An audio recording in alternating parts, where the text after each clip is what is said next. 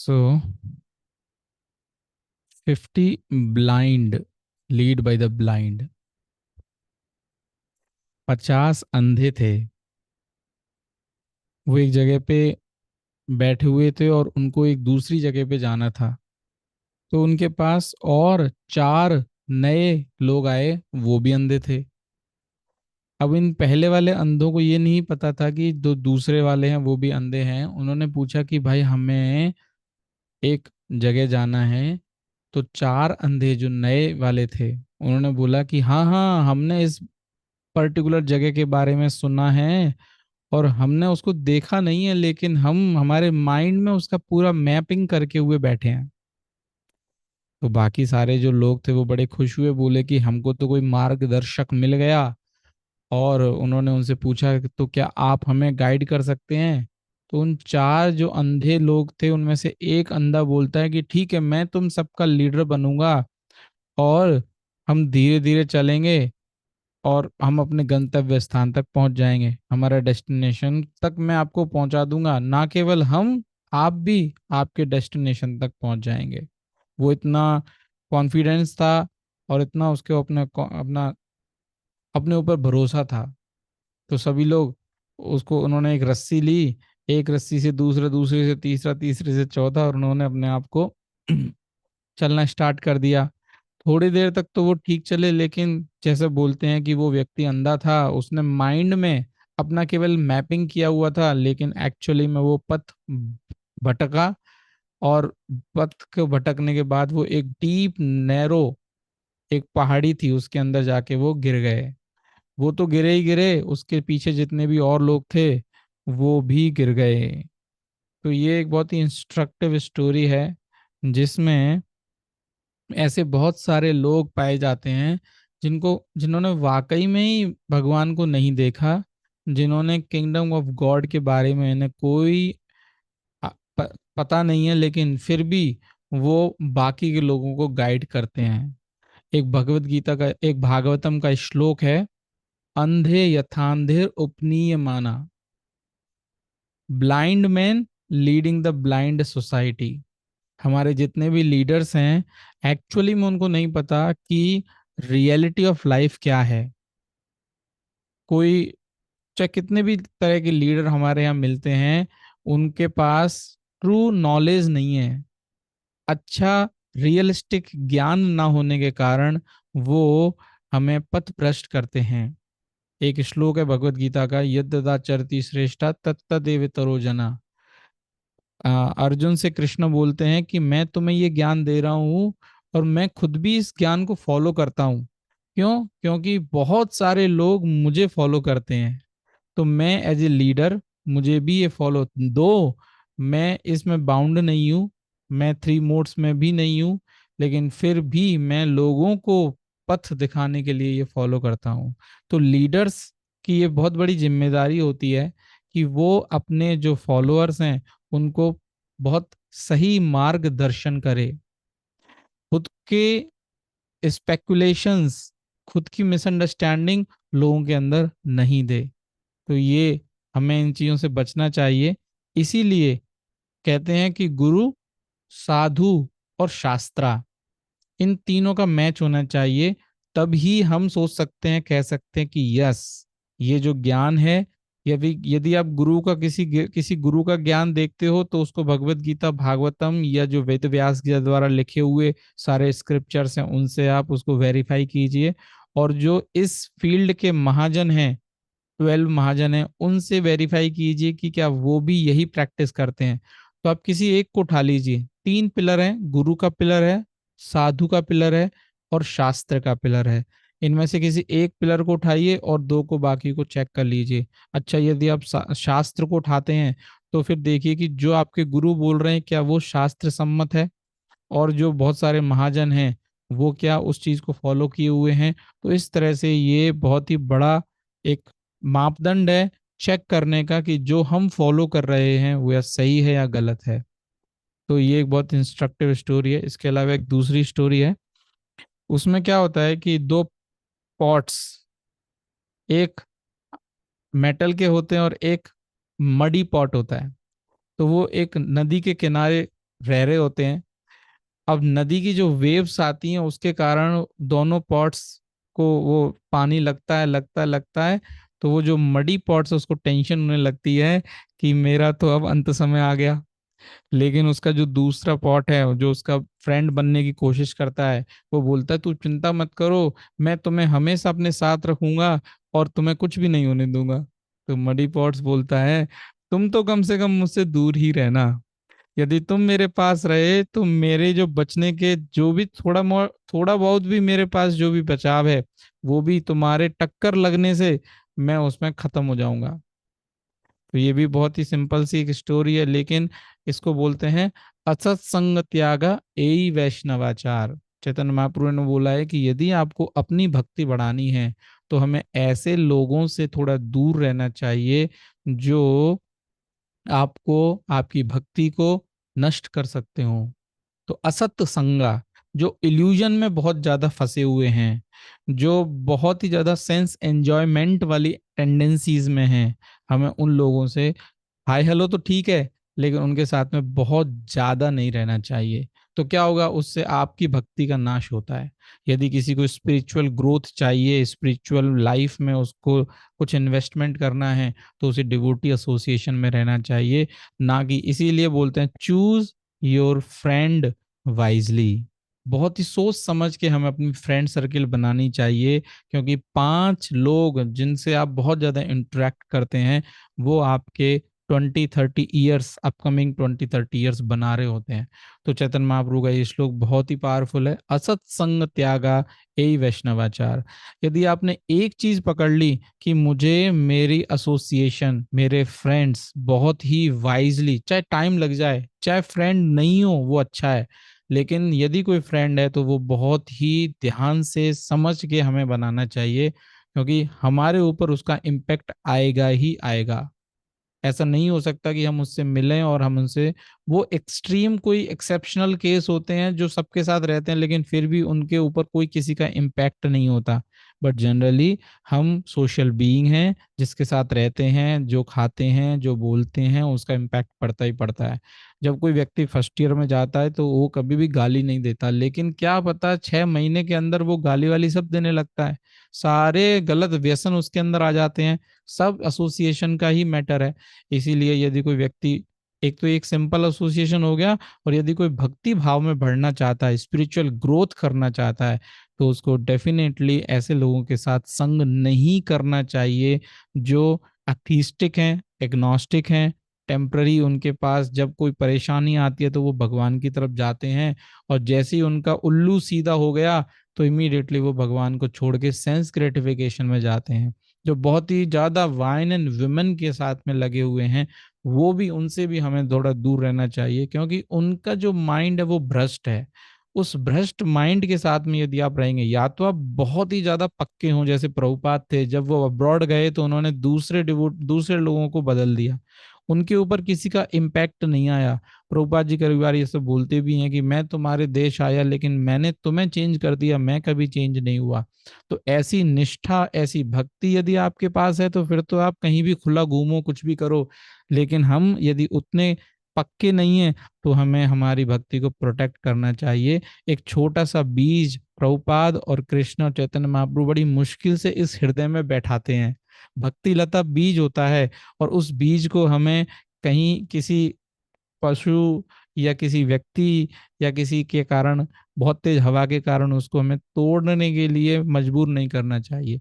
उसको फेंसिंग करना चाहिए, प्रोटेक्ट करना चाहिए। शुरुआत में डिवोटी एसोसिएशन में रह के उसको थोड़ा सा मजबूत कीजिए, और उसके बाद फिर लोगों को प्रीच कीजिए, और कंपैशनेट मूड से फिर सभी के साथ में ट्राई कीजिए कि आप लोगों को हेल्प करें। जो लोग इन व्यसनों में हैं, गंदी आदतों में हैं, जो परेशान भी हैं, छोड़ना भी चाहते हैं लेकिन छूट नहीं जाता है, तो आप उनकी हेल्प करें। बट जन्म सार्थक करी कर परोपकार। ऐसा ना हो आप तो बहुत ही कोमल हैं और आप दूसरे की सहायता करने गए, आप तो टूट गए और दूसरा भी आपको बहा कर ले गया। तो ऐसा ना हो। ओके। और तीसरी एक स्टोरी है जिसमें बोलते हैं द डिल्यूडेड पिलग्रिम। एक व्यक्ति ऋषिकेश में रहता था। बहुत ही अच्छा एक दिन आने वाला था, जैसे कुंभ का होता है मेला हरिद्वार में, ऐसे ही एक पर्टिकुलर बहुत ही पायस डे था जिसमें गंगा स्नान का बहुत बड़ा महत्व होता है। लेकिन वो व्यक्ति क्या करता है, वो साउथ की साइड में जाने का प्लान कर रहा होता है। तो वहां पे एक एक साधु आते हैं उनके पास और बोलते हैं, बड़ी आश्चर्यचकित पूछते हैं कि अरे, उनका नाम लेके, यदि तुम आज साउथ की साइड जा रहे हो, कल और परसों जो एक दिन भगवान का जो बहुत ही स्पेशल डे है उसमें गंगा स्नान करने का तो बहुत बड़ा महत्व है, शास्त्रों में लोग बड़े बड़े साधु इस दिन गंगा स्नान करने आते हैं, और तुम साउथ की साइड जा रहे हो, ऐसा क्या? तो वो बोलता है कि एक्चुअली साउथ में एक बहुत बड़ी रिवर है, तो और उस रिवर में यदि कोई स्नान करता है, वो तो दूर दराज एक साउथ में है, उसमें यदि कोई स्नान करता है तो उसके बहुत बड़ा क्रेडिट और बहुत बड़ा फायदा और पुण्य होता है। तो वो साधु बड़ा हंसने लगा और बोलता है कि दिया तले अंधेरा, जो आपके पास है उसकी आप वैल्यू नहीं कर रहे हैं।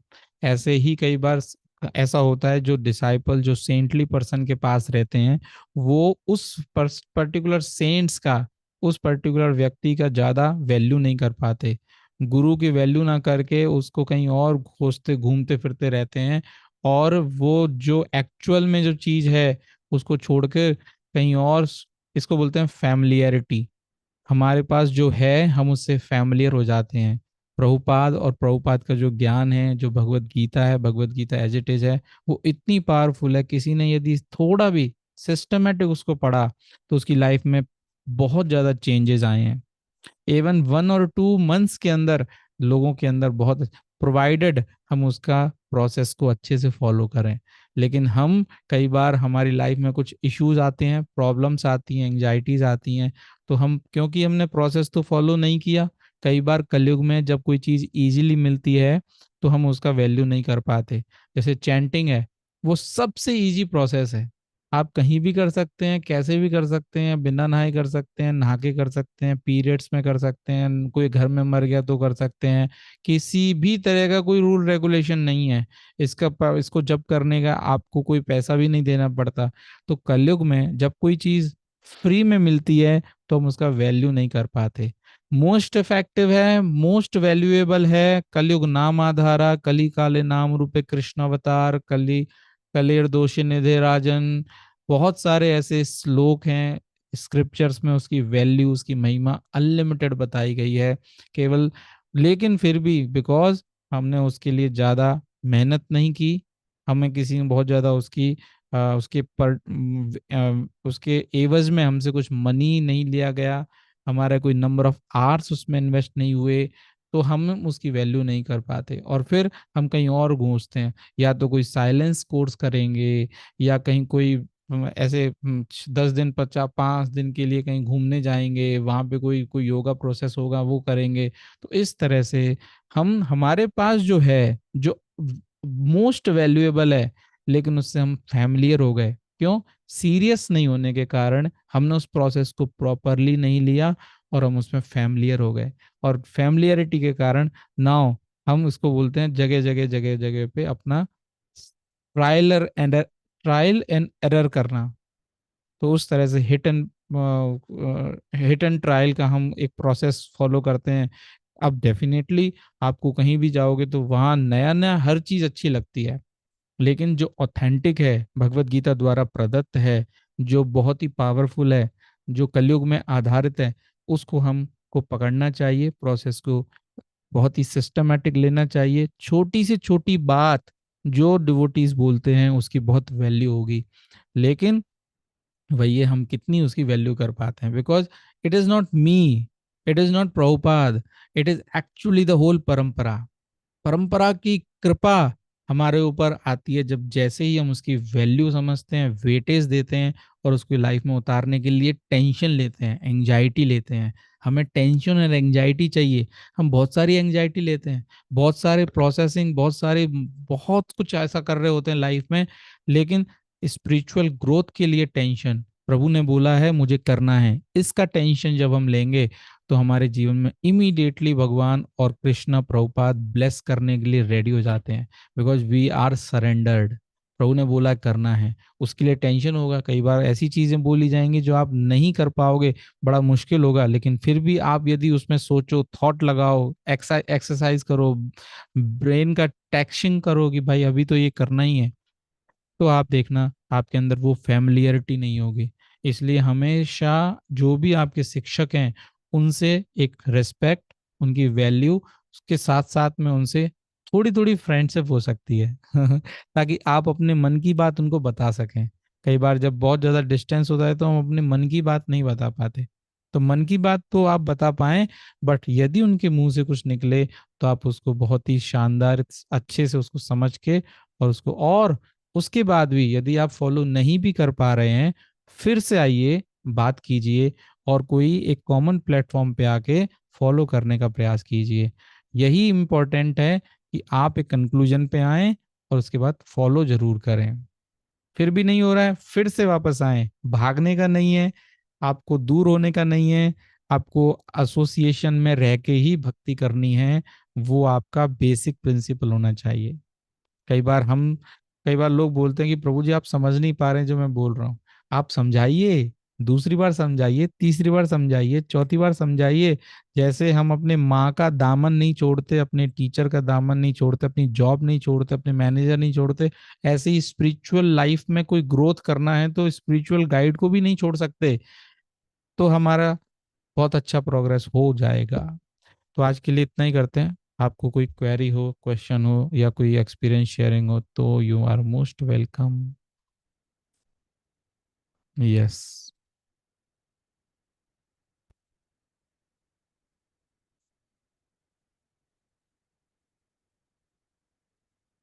Anyone wants to say something और आस्क? हरे कृष्णा प्रभु। हाँ जी, हरे कृष्णा प्रभु। प्रभु आई बोलिए एम प्रभु। Happy to. मेरी भतीजी है बेंगलोर में, शी इज वर्किंग देयर। आप शायद मिले हैं अपने घर पे भी, हिसार हम्म। में, हरियाणा में। यस यस, समझ गया। आज वो इस सेशन में, आपके सेशन में ही आज होगी, विष्णु प्रिया नाम से। ओके। तो विष्णु प्रिया, अभी तो आपका आज फर्स्ट लेक्चर है ये। If you have some more clarification, or if you want to share your experience about this lecture, you can share. हाँ, यू आर ऑल वेलकम। कभी आपको समझ में आएगा, कभी नहीं भी आएगा, लेकिन रेगुलरिटीज बहुत जरूरी है। कोई भी चीज़ सीखनी है, रेगुलर हो जाओ तो आप उसको सीख जाओगे। कोई भी चीज, हर चीज में रेगुलरिटी चाहिए, उससे आपको ब्लेसिंग मिलती है, कृपा मिलती है। वो बहुत इंपॉर्टेंट है। बहुत सारी चीजें आपको नहीं समझ में आएगी, लेकिन फिर भी रेगुलर हैं। प्रभुपाद जब अब्रॉड गए थे उनकी एक्सेंट बहुत डिफरेंट थी। वो जब कुछ बोलते थे बहुत सीरियस नोट पे बोलते थे, जो फॉरेनर्स थे वो ये कहते थे कि ये प्रभुपाद जी की बात तो कुछ बहुत इंपॉर्टेंट है लेकिन समझ नहीं आ रही है। वो उस कारण उनसे जाके डेली बेसिस पे मिलते थे, चाहे उनको समझ में आए ना आए, उनके साथ कीर्तन करते थे, बैठते थे, और प्रभुपाद जी बोलते थे अपने कुछ कुछ ना कुछ बोलते थे प्रभुपाद जी। और वो धीरे धीरे उस, क्योंकि ये स्पिरिचुअल टॉक, स्पिरिचुअल श्लोका, ये इतने प्यूरिफाइंग होते हैं, आप इसको समझोगे भी नहीं तो भी आपके लिए फायदेमंद है। यदि मैंने कोई श्लोक बोला, कुछ भगवत गीता बोला, कुछ कृष्णा के बारे में बोला, ये वर्ड कृष्णा मैंने बोला, ये हमको प्यूरिफाई करता है। आत्मा के लेवल पे ये खाना है उसका, और जितना हम उसको लेंगे, समझ में ना भी आए। एक ब्राह्मण था, वो उसको उसके गुरु ने बोला कि तुम्हें डेली भगवत गीता पढ़ना है, तो वो बेचारा अनपढ़, उसने बोला ठीक है गुरु ने बोला है तो मैं पढ़ूंगा। अब उसके बहुत सारे लोग उसको पागल समझते थे, बोलते मजाक उड़ाते थे, पागल ये अनपढ़ है और कैसे भगवत गीता पढ़ रहा है, लेकिन उसकी आंखों से आंसू आते थे। एक दिन चैतन्य महाप्रभु उसके पास बोले, पूछे कि भाई तुम ये भगवत गीता पढ़ते हो और तुम रोते हो, क्या कारण है? तो उसने बोला देखो हमें पढ़ना तो नहीं आता, लेकिन गुरु महाराज ने बोला इसलिए मैं कर रहा हूँ। पहला बहुत इंपॉर्टेंट, गुरु महाराज ने बोला इसलिए मैं कर रहा हूँ। हाँ, लेकिन जैसे ही मैं ये फोटो देखता हूँ जिसमें अर्जुन और कृष्णा दिखते हैं, और कृष्णा अर्जुन के सारथी बने बैठे हैं, भगवान जो होल क्रिएशन के क्रिएटर हैं, वो व्यक्ति एक छोटे से भक्त के लिए सारथी बनने के लिए रेडी हैं। कितने दयालु हैं मेरे भगवान। और ये देखकर मुझे आंसू आ रहे हैं। चैतन्य महाप्रभु ने उसको गले लगा लिया और बोला तुम ही नहीं ये भगवत गीता समझी है।